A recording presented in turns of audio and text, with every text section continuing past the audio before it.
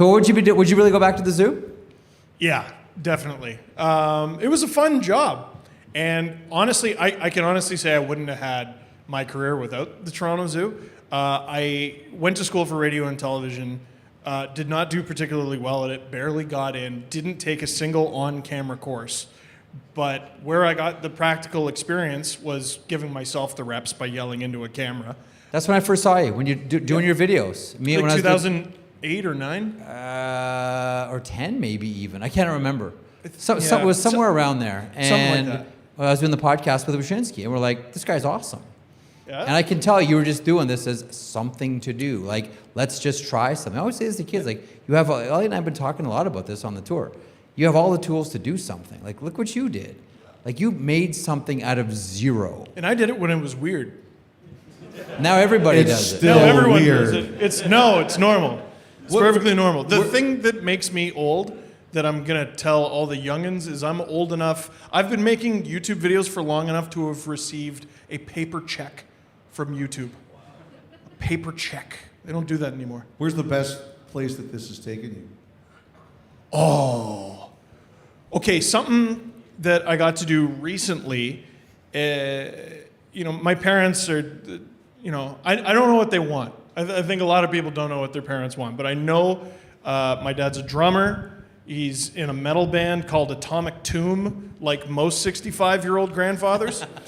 And That's where Marek worked, at the Atomic Tomb. yeah, there you go. Great name. And someone reached out to me on Instagram, and they were like, hey, fan of your videos, been watching them. You want to come see my band play a show when we come to Toronto next? I'm like, who the hell is this? It's Jay Weinberg from Slipknot.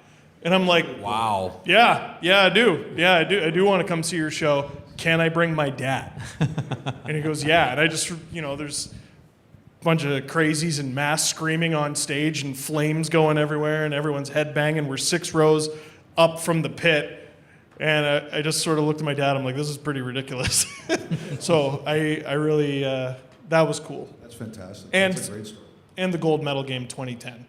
Like, if I get fired tonight and YouTube channel is stripped, you're not allowed to talk about hockey ever again for the rest of my life, I can say I was at that game. Now, what would you do if the Leafs won the cup? So I've thought about this a lot. I've had some time. I told my wife... You've had some time, all right. Yeah, I've had some time. I told my wife, if I'm still missing after 72 hours, then call the police. But give me those 72 hours to just... I'm moving to Ajax, so the walk won't be quite as far, but I'll go all the way to Maple Leaf Square by foot from my house in Ajax, just partying the entire time with the rest of Leafs Nation. Do you think Toronto is going to sleep at all? Do you think the greater Toronto area, Kitchener will be shut down? It'll be fantastic. I don't think they'll know what to do. But I'll have to... Here's the predicament I've put myself in, though, Jeff. I'll have to work. You'll have to do a video that night. The expectation of the marketplace Your is work a video. that night the night they win the Stanley Cup. There's only one video you have to do, and that's Steve Dangle celebrating the Stanley Cup. That's it. Like I think what you should do is you should put a count. You have a great plan here.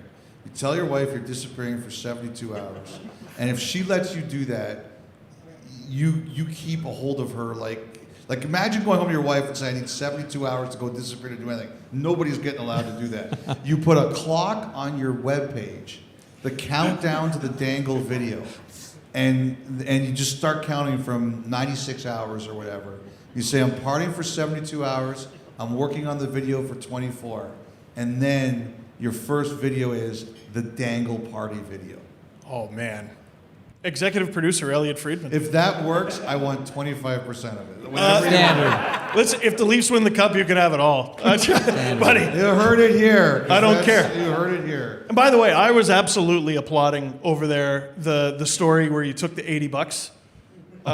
Because, she didn't understand your journey. You know what I mean? She didn't understand what it meant to you. And my wife, Angel. I cannot believe she's still with me. Cannot. Are we married to the same woman? Because I feel the same way. Possibly. Yeah. And we met when we were 19, like before. She got me the webcam that started it all because she worked at Future Shop and got a discount. And she did. That's a true story. It was like $70 and she got me it for $29. If she couldn't have got me that discount, I probably wouldn't have done videos. I don't know what I would have done. I'd still be working the camel rides at the Toronto Zoo. Or no, they got rid of them. Anyway, you reminded me of, we had plans one night, but the Leafs traded Chris Versteeg to the Philadelphia Flyers. Do you remember that one? Yeah. Do you remember what day it was? Was it Valentine's Day? It was Valentine's Day. And that's the only reason I got to write about it for MapleLeafs.com is because everyone else was busy. And, you know, like everything when you're that age, I was like 21. I was, oh, come on, honey, this is my big break. They're going to see that the Leafs got a first and a third for Chris Versteeg, and I wrote a great article about it. And that'll be my big break, just like all the previous ones, like Puck Daddy and getting mentioned on Marek vs. Wyshynski and et cetera, et cetera. And she took a picture of me in the one button-up shirt I owned, typing on a laptop on the ground, and she was just like, great plans tonight. Yeah, everything went great, but she didn't leave.